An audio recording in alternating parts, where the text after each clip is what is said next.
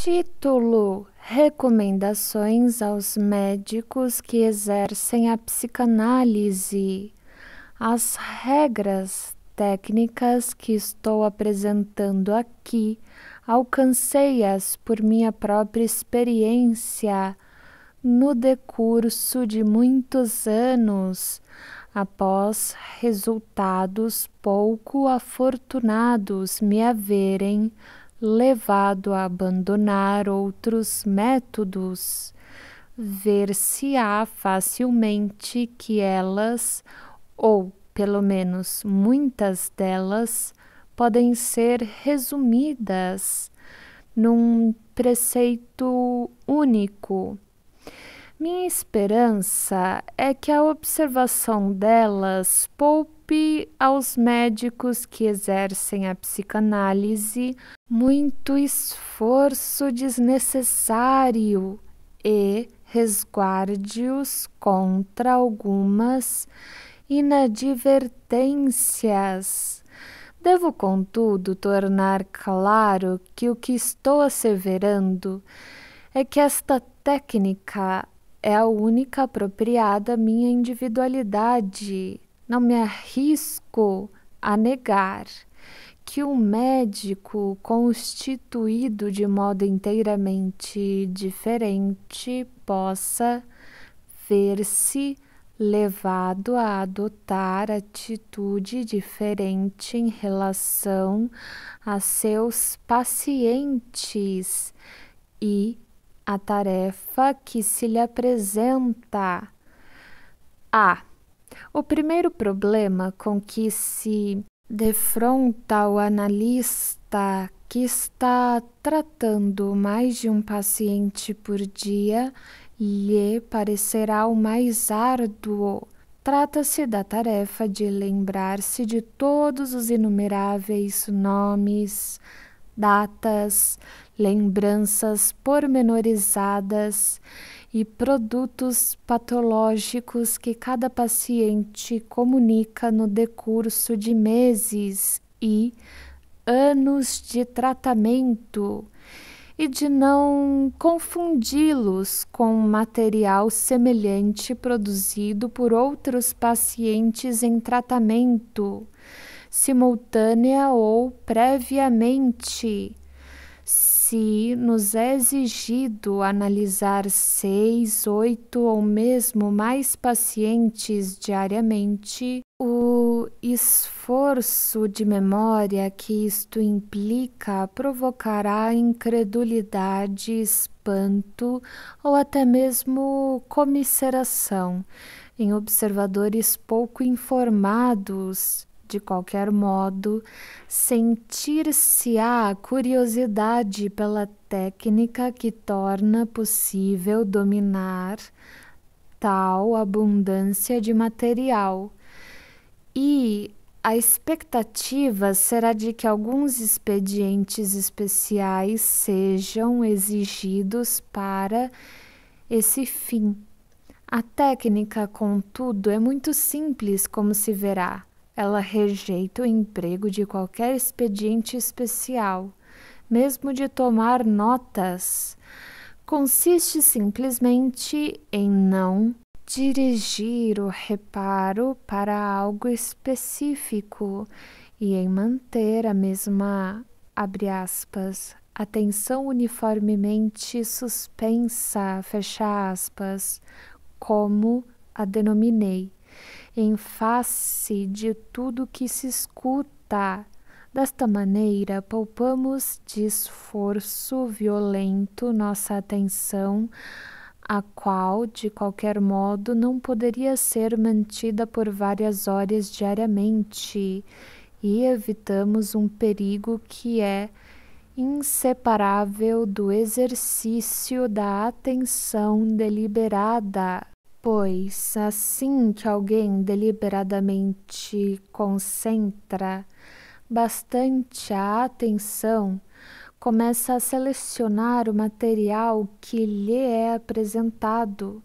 Um ponto fixar-se-á em sua mente com clareza particular e algum outro será correspondentemente negligenciado, e ao fazer essa seleção estará seguindo suas expectativas ou inclinações. Isto, contudo, é exatamente o que não deve ser feito. Ao efetuar a seleção, se seguir suas expectativas, estará arriscado a nunca descobrir nada além do que já sabe. E se seguir as inclinações, certamente falsificará o que possa perceber. Não se deve esquecer que o que se escuta na maioria são coisas cujo significado só é identificado posteriormente. Ver-se-á que a regra de prestar igual reparo a tudo constitui a contrapartida necessária da exigência feita ao paciente de que comunique tudo o que lhe ocorre, sem crítica ou seleção. Se o médico se comportar de outro modo, estará jogando fora a maior parte da vantagem que resulta de o paciente obedecer à regra fundamental da psicanálise. A regra para o médico pode ser assim expressa, abre aspas, ele deve conter todas as influências conscientes da sua capacidade de prestar atenção e abandonar-se inteiramente à memória inconsciente, fecha aspas, ou, para dizê-lo puramente em termos técnicos, abre aspas, ele deve simplesmente escutar e não se preocupar se está se lembrando de alguma coisa, fecha aspas.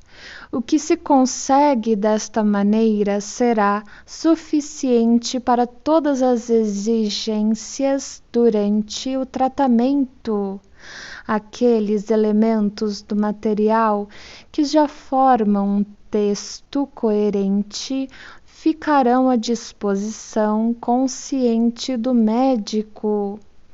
O resto, ainda desconexo e em desordem caótica, parece a princípio estar submerso, mas vem rapidamente a lembrança assim que o paciente traz à baila algo de novo a que se pode relacionar e pelo qual pode ser continuado.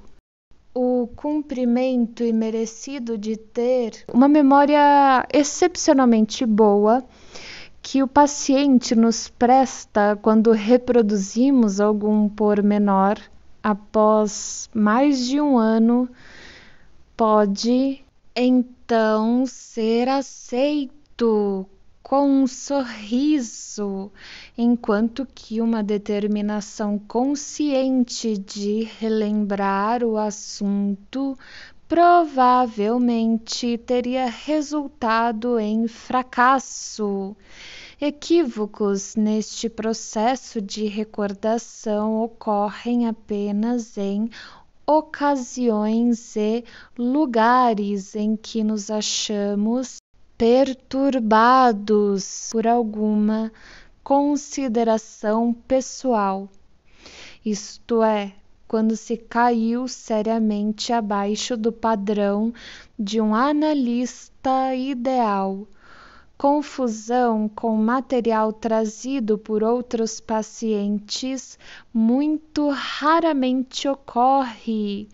Quando há uma discussão com o paciente quanto a se ou como ele disse alguma coisa específica, o médico geralmente está com a razão.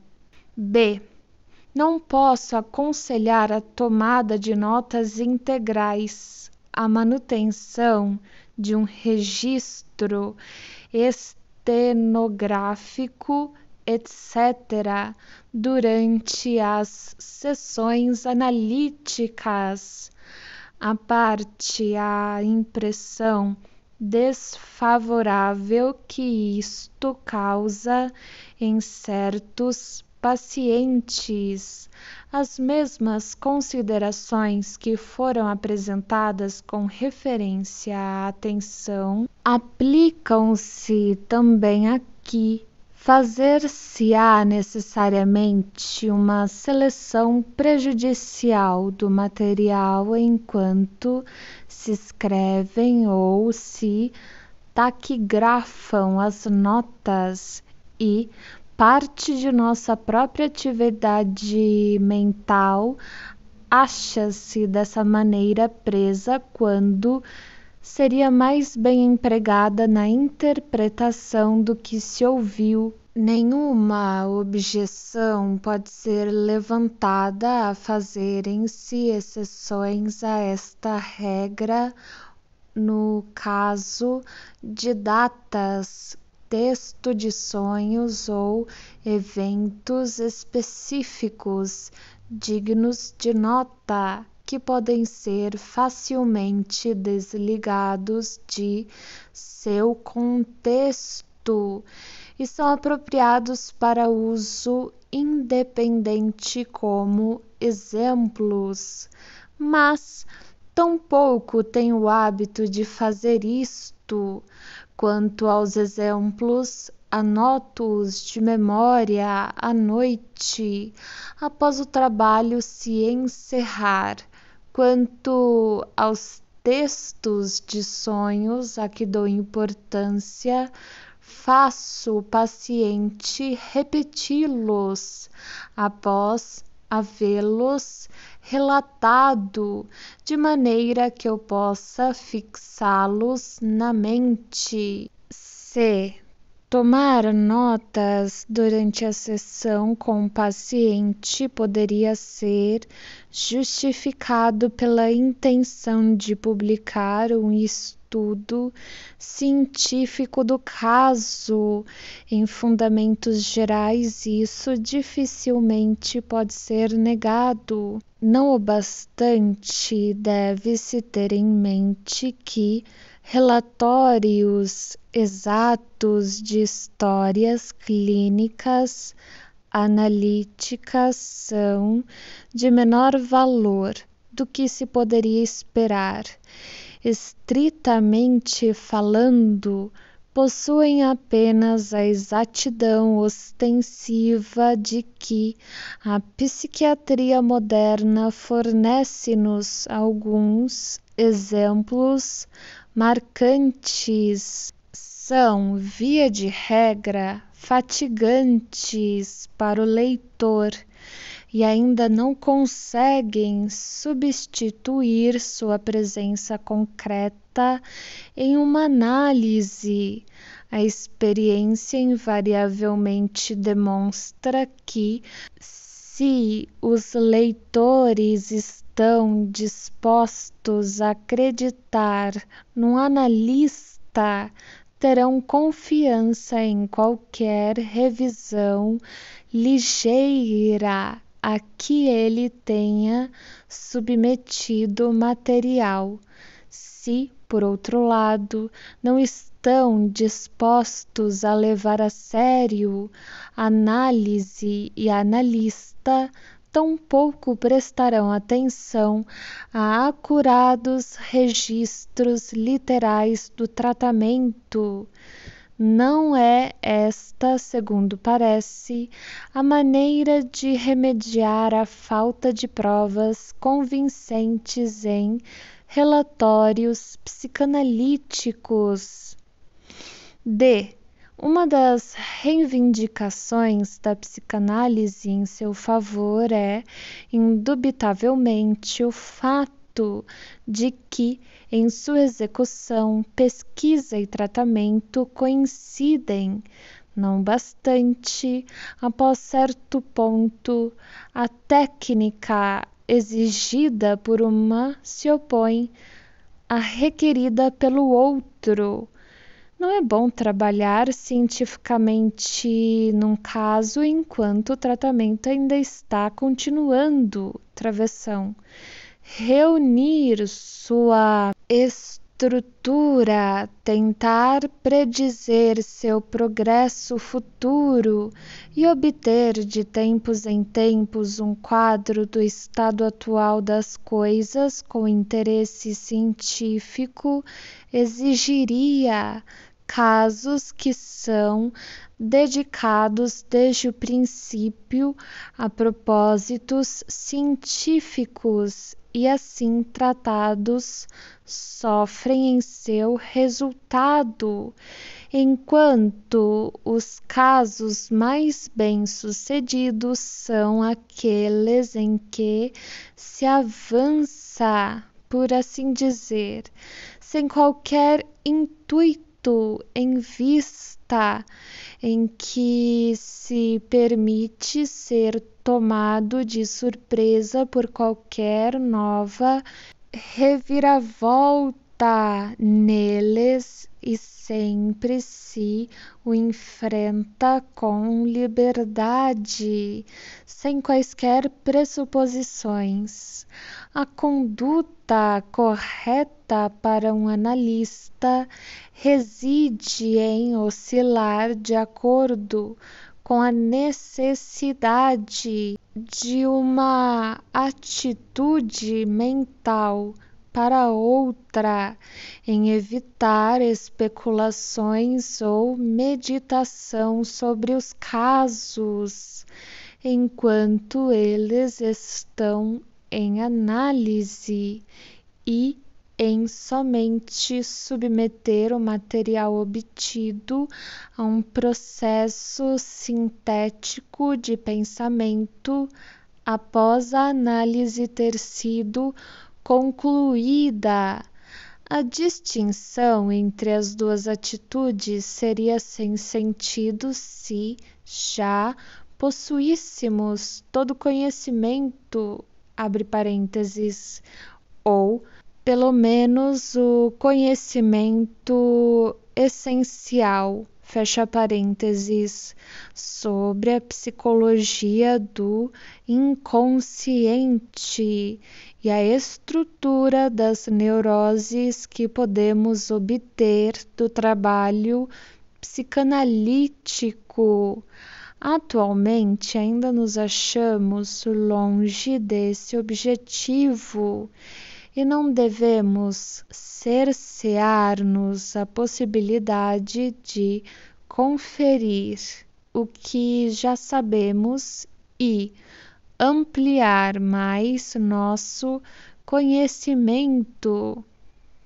E não posso aconselhar insistentemente demais os meus colegas a tomarem como modelo durante o tratamento psicanalítico o cirurgião, que põe de lado todos os sentimentos, até mesmo a solidariedade humana, e concentra suas forças mentais no objetivo único de realizar a operação tão competentemente quanto possível. Nas condições atuais, o sentimento mais perigoso para um psicanalista é a ambição terapêutica de alcançar, mediante este método novo e muito discutido, algo que produza efeito convincente sobre outras pessoas. Isto não apenas o colocará num estado de espírito desfavorável para o trabalho, mas torná-lo-á impotente contra certas resistências do paciente, cujo restabelecimento entanto, como sabemos, depende primordialmente da ação recíproca de forças nele. A justificativa para exigir essa frieza emocional no analista é que ela cria condições mais vantajosas para ambas as partes. Para o médico, uma proteção desejável para sua própria vida emocional, e para o paciente, o maior auxílio que lhe podemos hoje dar. Um cirurgião dos tempos antigos tomou como divisa as palavras, abre aspas, Je le pensais, Dieu le guérit, fecha aspas. O analista deveria contentar-se com algo semelhante. F. É fácil perceber para que objetivo as diferentes regras que apresentei convergem. Todas elas se destinam a criar para o médico uma contrapartida à regra fundamental da psicanálise, estabelecida para o paciente. Assim como o paciente deve relatar tudo o que sua autoobservação possa detectar e impedir, todas as objeções lógicas e afetivas que procuram induzi-lo a fazer uma seleção. Dentre elas, também o médico deve colocar-se em posição de fazer uso de tudo o que lhe é dito para fins de interpretação e identificar o material inconsciente oculto, sem substituir sua própria censura pela seleção de que o paciente abriu mão. Para melhor formulá-lo, ele deve voltar seu próprio inconsciente como um órgão receptor na direção do inconsciente transmissor do paciente. Deve ajustar-se ao paciente como um receptor telefônico se ajusta ao microfone transmissor, assim como o receptor transforma de novo em ondas sonoras as oscilações elétricas na linha telefônica que foram criadas por ondas sonoras. Da mesma maneira, o inconsciente do médico é capaz, a partir dos derivados do inconsciente que lhe são comunicados, de reconstruir esse inconsciente que determinou as associações livres do paciente. Mas, se o médico quiser estar em posição de utilizar seu inconsciente desse modo como um instrumento da análise, deve ele próprio preencher determinada condução psicológica em alto grau. Ele não pode tolerar quaisquer resistências em si próprio que ocultem de sua consciência o que foi percebido pelo inconsciente. Doutra maneira, introduziria na análise nova espécie de seleção e deformação, que seria muito mais prejudicial que a resultante da concentração da atenção consciente. Não basta para isto que ele próprio seja uma pessoa aproximadamente normal. Deve-se insistir antes que tenha passado por uma purificação psicanalítica e ficado ciente daqueles complexos seus que poderiam interferir na compreensão do que o paciente lhe diz. Não pode haver dúvidas sobre o efeito desqualificante de tais defeitos no médico. Toda repressão não solucionada nele constitui o que foi apropriadamente descrito por Steckel como um ponto cego em sua percepção analítica. Há alguns anos dei como resposta a pergunta de como alguém se pode tornar analista, abre aspas, pela análise dos próprios sonhos, fecha aspas. Esta preparação, fora de dúvida, é suficiente para muitas pessoas, mas não para todos que desejam aprender análise. Nem pode todo mundo conseguir interpretar seus próprios sonhos sem auxílio externo. Enumero como um dos muitos méritos da Escola de Análise de Zurique terem eles dado ênfase aumentada a este requisito e terem-no corporificado na exigência de que todos que desejem efetuar análise em outras pessoas terão, primeiramente, de ser analisados por alguém com conhecimento técnico.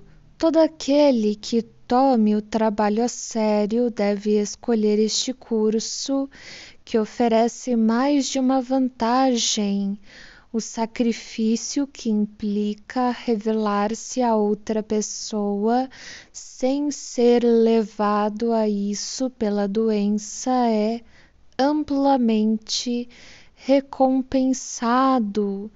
Não apenas o objetivo de aprender a saber o que se acha oculto na própria mente é muito mais rapidamente atingido e com menos dispêndio de afeto, mas obter-se-ão em relação a si próprio impressões e convicções que em vão seriam buscadas no estudo de livro e na assistência a palestras.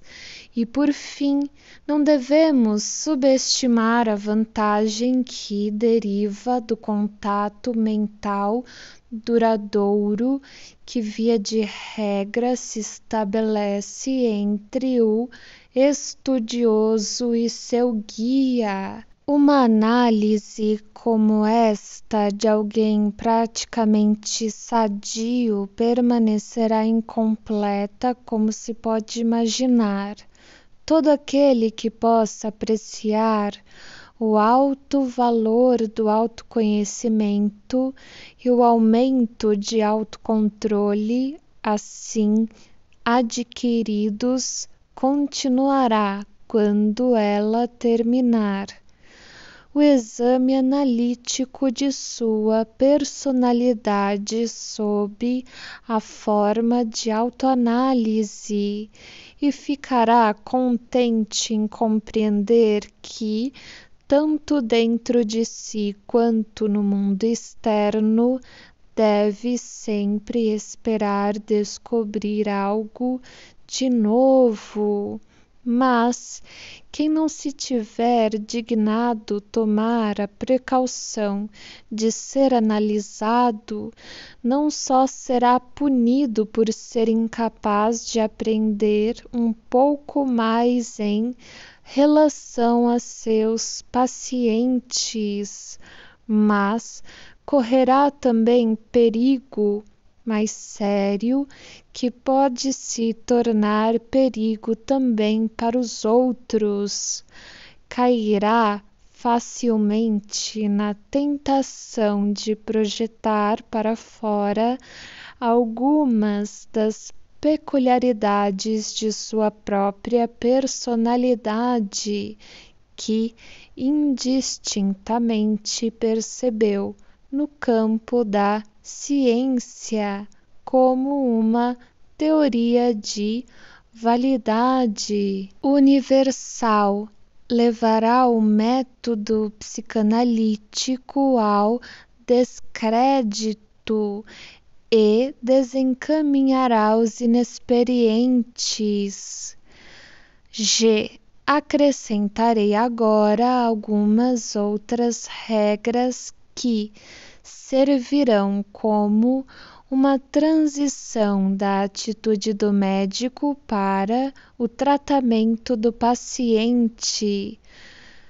Os psicanalistas jovens e ávidos indubitavelmente ficarão tentados a colocar sua própria individualidade livremente no debate, a fim de levar o paciente com eles e de erguê-los sobre as barreiras de sua própria personalidade limitada.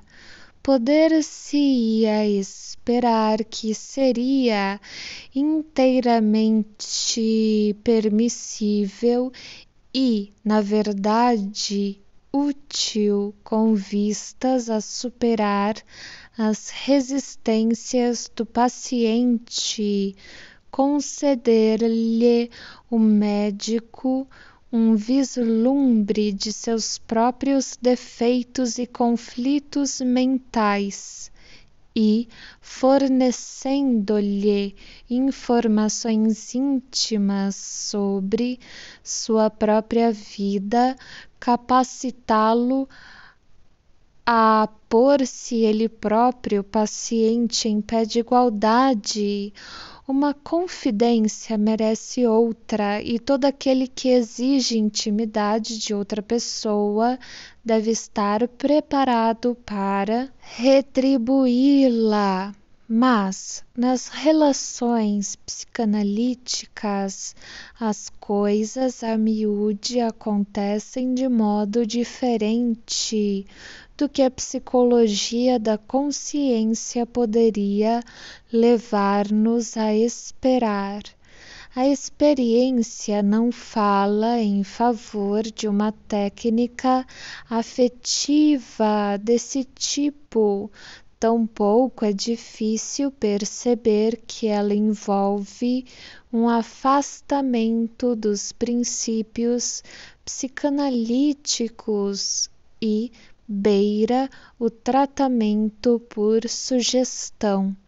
Ela pode induzir o paciente a apresentar mais cedo e com menos dificuldade coisas que já conhece, mas que de outra maneira esconderia por certo tempo, mediante as resistências convencionais. Mas esta técnica não consegue nada no sentido de revelar o que é inconsciente ao paciente, torna-o ainda mais incapaz de superar suas resistências mais profundas e, em casos mais graves, invariavelmente fracassa por incentivar o paciente a ser insaciável ele gostaria de inverter a situação e acha a análise do médico mais interessante que a sua. A solução da transferência também, travessão, uma das tarefas principais do tratamento travessão, é dificultada por uma atitude íntima por parte do médico, de maneira que qualquer proveito que possa haver no princípio é mais que superado ao final. Não hesito, portanto, em condenar este tipo de técnica como incerto. O médico deve ser opaco aos seus pacientes e, como um espelho, não mostrar-lhes nada, exceto o que lhe é mostrado. Na prática, é verdade, nada se pode dizer contra um psicoterapeuta que combine uma certa quantidade de análise com alguma influência sugestiva, a fim de chegar a um resultado perceptível em tempo mais curto, travessão, tal como é necessário, por exemplo, nas instituições. Mas é lícito insistir em que ele próprio não se ache em dúvida quanto ao que está fazendo e saiba que o seu método não é o da verdadeira psicanálise. Outra tentação surge da atividade educativa que, no tratamento psicanalítico, incumbe ao médico, sem qualquer intenção deliberada de sua parte. Quando as inibições evolucionárias estão solucionadas, acontece espontaneamente que o médico se encontra na posição de indicar novos objetivos para as inclinações que foram liberadas. Não é então nada mais que ambição natural que ele se esforce por transformar em especialmente excelente uma pessoa que ele lutou para livrar da neurose e que determine altos propósitos para seus desejos. Mas, novamente, aqui o médico deve controlar-se e guiar-se pelas capacidades do paciente, em vez de por seus próprios desejos. Nem todo neurótico possui grande talento para sublimação. Pode-se presumir que muitos deles, de modo algum, teriam caído enfermos se possuíssem a arte de sublimar seus instintos. Se os pressionarmos indevidamente no sentido da sublimação e lhes cercearmos as satisfações instintuais mais acessíveis e convenientes, geralmente tornar-lhe-emos a vida ainda mais árdua do que a sentem ser. De qualquer modo, como médico, tem-se acima de tudo de ser tolerante com a fraqueza do paciente e contentar-se em ter reconquistado certo grau de capacidade de trabalho e divertimento para uma pessoa mesmo de valor apenas moderado. A ambição educativa é de tão pouca utilidade quanto a ambição terapêutica. Deve-se, ademais, manter em mente que Muitas pessoas caem enfermas exatamente devido à tentativa de sublimar os seus instintos além do grau permitido por sua organização e que, naqueles que possuem capacidade de sublimação, o processo geralmente se dá espontaneamente, assim que as suas inibições são superadas pela análise. Em minha opinião, portanto, invariavelmente, esforços no sentido de usar o tratamento analítico para ocasionar a sublimação do instinto travessão, embora fora de dúvida sempre louváveis travessão, estão longe de ser aconselháveis em todos os casos. E até que ponto deve-se buscar a cooperação intelectual do paciente no tratamento? É difícil dizer algo de aplicabilidade geral sobre este ponto. A personalidade do paciente é o fator determinante. Em todos os casos, porém, cautela e autodomínio devem ser observados a este respeito. É errado determinar tarefas ao paciente, tais como coligir suas lembranças ou pensar sobre um período específico de sua vida. Pelo contrário, ele tem de aprender, acima de tudo, o que nunca acontece facilmente com alguém, que atividades mentais, tais como refletir sobre algo ou concentrar a atenção, não solucionam nenhum dos enigmas de uma neurose. Isto só pode ser efetuado ao se obedecer pacientemente à regra psicanalítica que impõe a exclusão de toda crítica do inconsciente ou de seus derivados. Deve-se ser especialmente inflexível a respeito da obediência a essa regra com pacientes que praticam a arte de desviar-se para o debate intelectual durante o tratamento, que teorizam muito e com frequência muito sabiamente sobre o seu estado e, dessa maneira, evitam fazer algo para superá-lo.